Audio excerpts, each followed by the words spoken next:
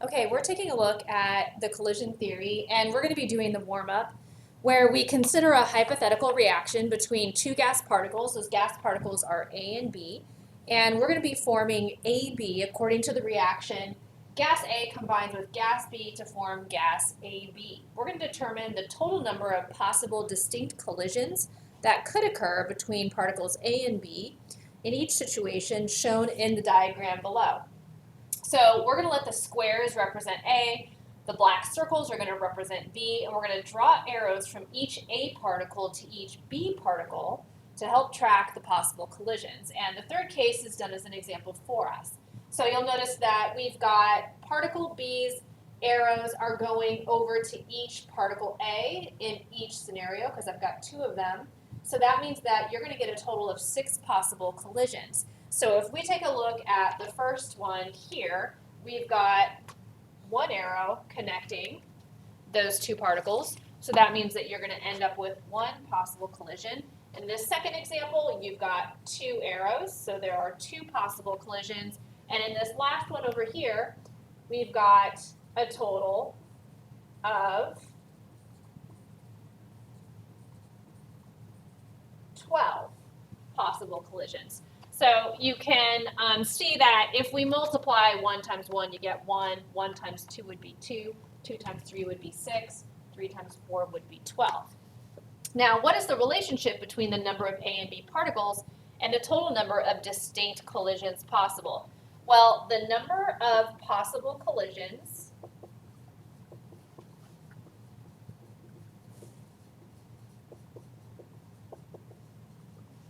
is going to be equal to the number of A particles times the number of B particles.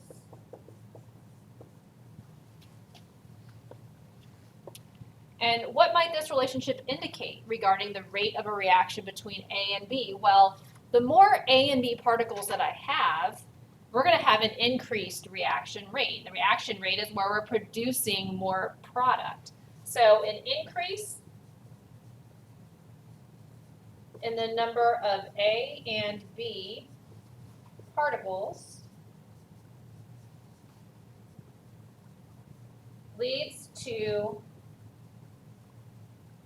an increased reaction rate.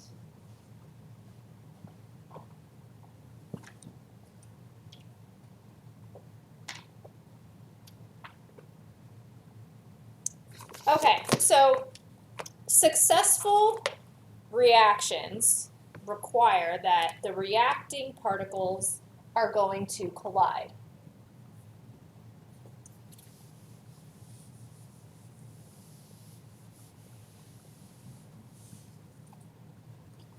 And the number of possible collisions between A and B was equal to the product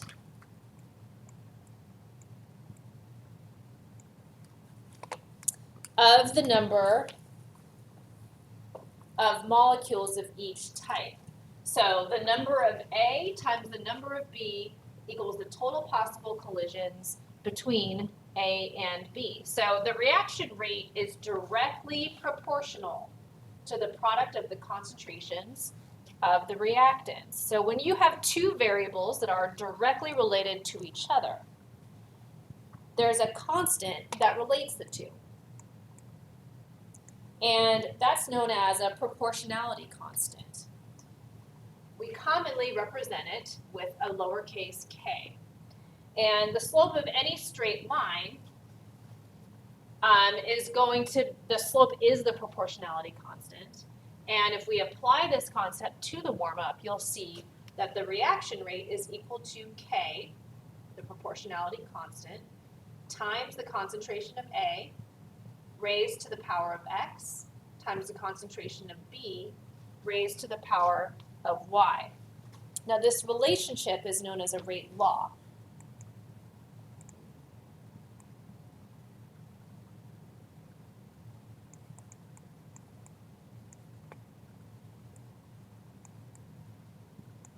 And the proportionality constant in this case is called a rate constant, okay? every reaction has a unique rate law and a unique rate constant. And for many reactions, the exponents x and y are going to be equal to 1. And the values of x and y are known as reactant orders. So in this section, we're going to be focusing on reactions that are first order, meaning the exponents x and y are 1. Okay? And when I say that we have a first order reaction with respect to a certain reactant, I may phrase it that I am first order for reactant A, or with respect to reactant A, or I am first order with respect to reactant B. That just means that their exponents are 1, okay? There are reactions involving second and third order reactants. What that means is that you're going to have exponents that are 2 or 3. But the higher the order or the higher the exponent on a reactant, what that means is the more change you're going to see in the concentration of that reactant and how it affects the reaction rate. So the higher the reaction order or the higher the exponent on a reactant, the more that concentration is going to have an effect on the reaction rate. So let's take a look here at this quick check. It says, write the general form for a rate law in which two reactants, C and D, react together. Assume the reaction is first order for each reactant. Explain what the rate law means. So the rate is equal to the rate constant K times the concentration of C and the concentration of D. And if this reaction is first order for each reactant, you can either omit those exponents because it's assumed to be a 1, or you can put a 1 on each one of them. So what does this rate law mean? This rate law means that the reaction is directly related to the product of the concentration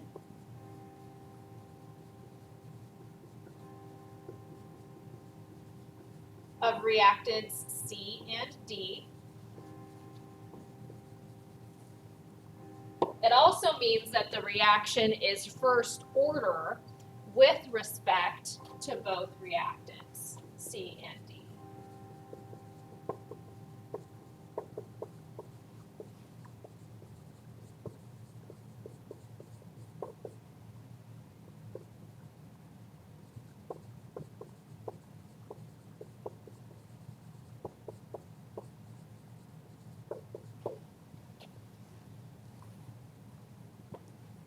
Okay? Now, assume a reaction occurs by the rate law. The rate equals K, the rate constant, times the concentration of A. How would the rate be affected by each of the following changes in concentration? Well, if you double the concentration of A, the rate's going to double. And if you have the concentration of A, the rate halves. Number 3, assume a gaseous reaction occurs by this rate law. The rate equals the rate constant K times the concentration of A times the concentration of B. How would the rate be affected if the volume of the container were halved? Okay, if you halve the volume of the container, what's going to happen is the concentration of your reactants will increase. Because now, if I have a smaller container, my reactants are occupying a larger portion of their container, which results in an increase in concentration. So the concentrations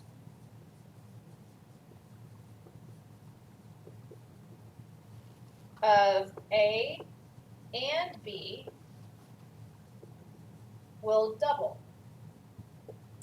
And if the concentrations double, when I'm looking at this rate law, if the rate is equal to K times the concentration of A times the concentration of B, and each one of these doubles, then the rate is going to increase by a factor of 4. Because when I multiply these together, I get a rate increase of 4.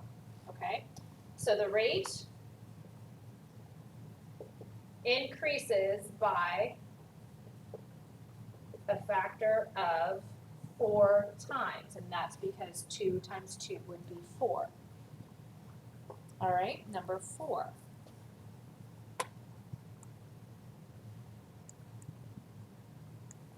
How is the rate of a reaction affected by increasing the temperature?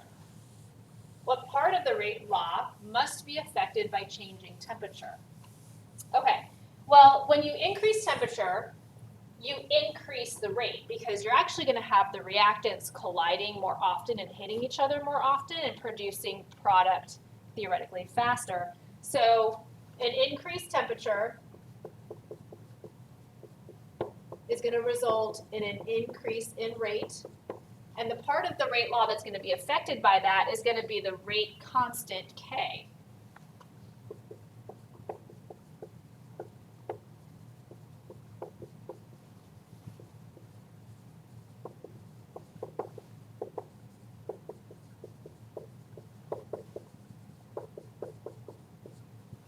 Okay. Now, let's talk about a distribution of collisions.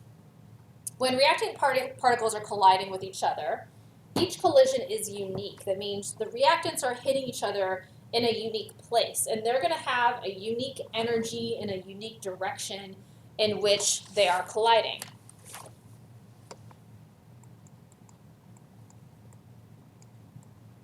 It's kind of like if you break billiard balls when you're playing pool. Those collisions between the balls are going to be unique. And this is the best model for explaining sort of the distribution of energies that happen when reactants collide at the beginning of a reaction. Some of those reactants are going to be moving quickly and they're going to collide directly with each other. Some of them are going to transfer a lot of energy when that happens. Others aren't going to move very much at all, okay? And this collision theory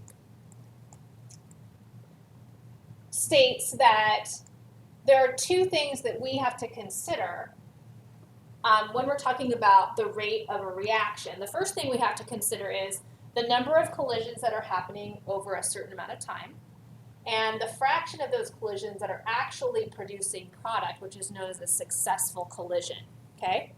So let's take a look at the quick check on the next page.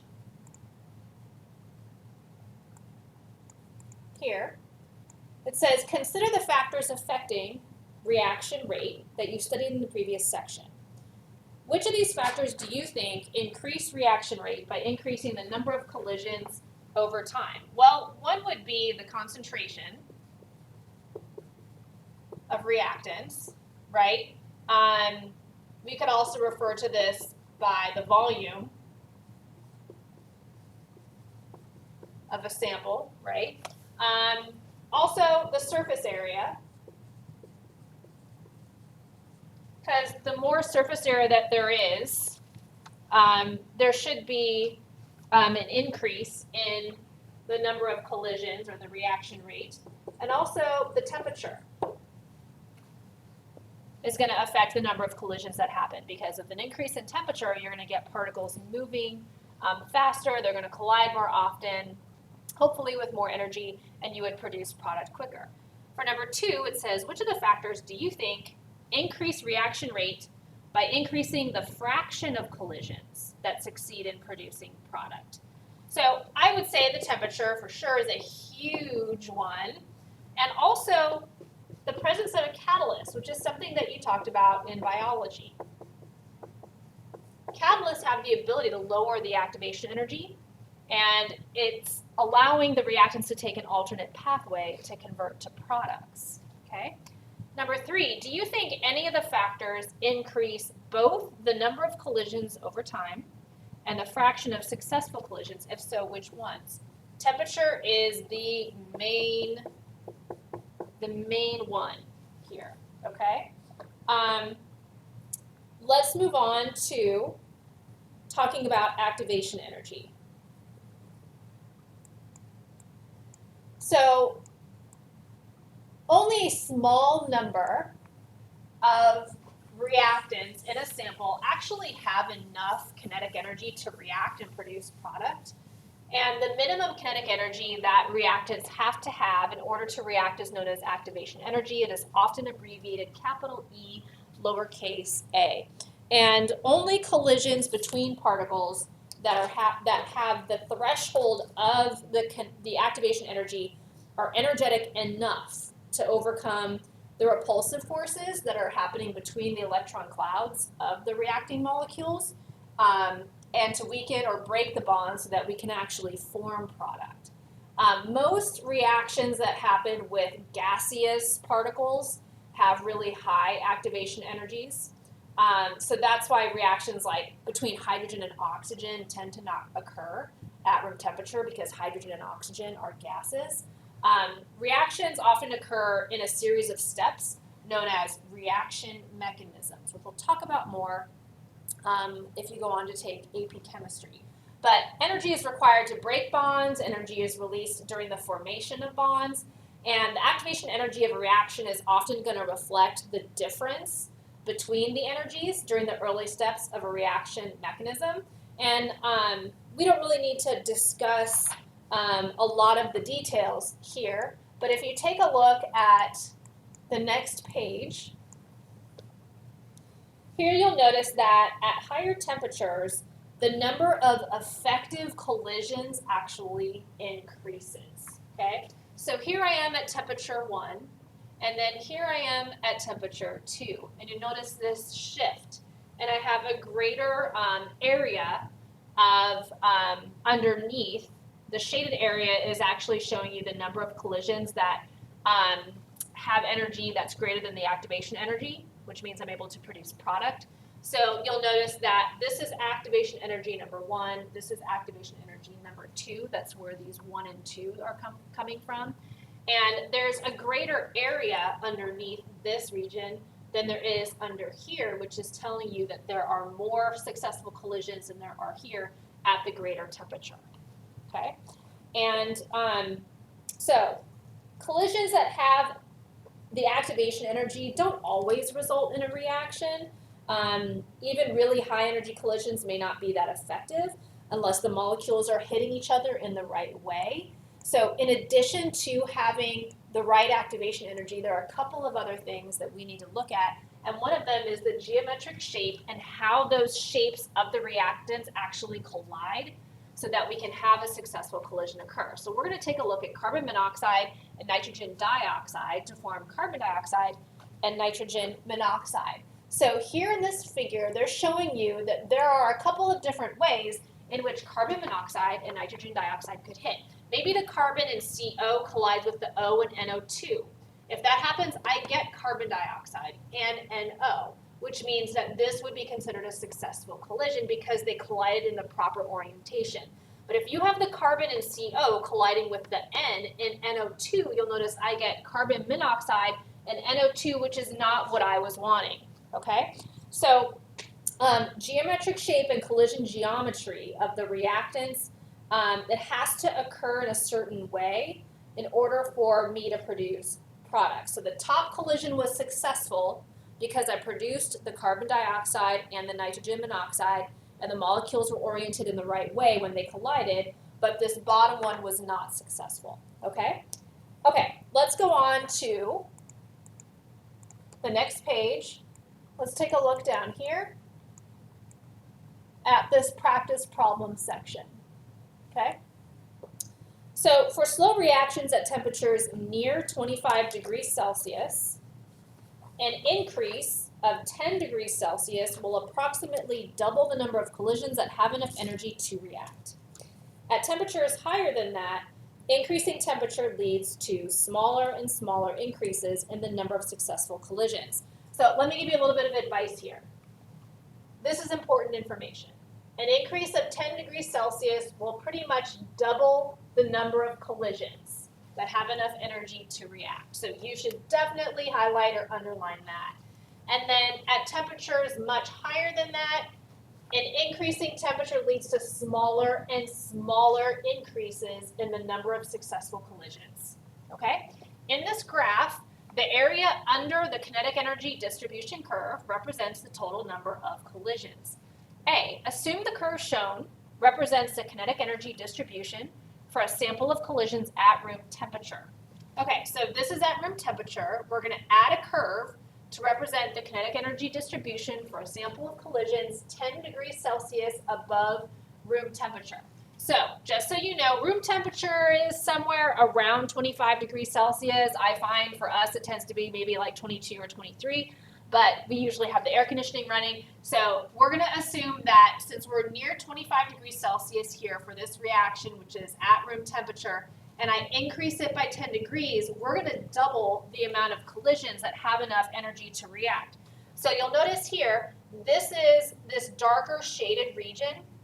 These are the number of collisions that have enough energy to react, okay, and successfully produce product, hopefully. So what we need to do is we need to shift that curve so that we have double that amount. So you're going to end up having a curve that shifts, and this is going to approximately double, okay? So this definitely needs to be a little bit higher than where we were originally. So this is your 25 degrees Celsius room temperature curve, and the one above it is at about 35 degrees Celsius, which is 10 degrees above. So this is for my part A.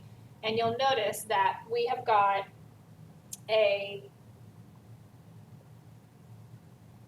increase in the area underneath that portion of the curve. So this needs to be about 2 times the area so that we can represent that doubling, okay? For B, it says add a second curve to represent the kinetic energy distribution for a sample of collisions at a temperature 100 degrees above curve A. That means we're going to 135 degrees. Okay, so that means that you're probably going to see a shift, right? And it's not going to be as significant. We're not going to have all of the particles with enough kinetic energy. So this is about 135 degrees Celsius for part B. And if we're increasing the area that's underneath it, but we shouldn't be increasing it by 2 times because that doesn't follow what it said up above, okay? And then for part C, we're adding a third curve for a temperature 10 degrees above B. Well, that means we're going to 145 degrees Celsius for C. So I wouldn't expect, this is going to shift, but I wouldn't expect to see much of a difference, okay? The area was going to increase, but only slightly because we have really exceeded that temperature threshold that they were talking about up above, okay? Okay. And we're going to go ahead and we're going to stop right there.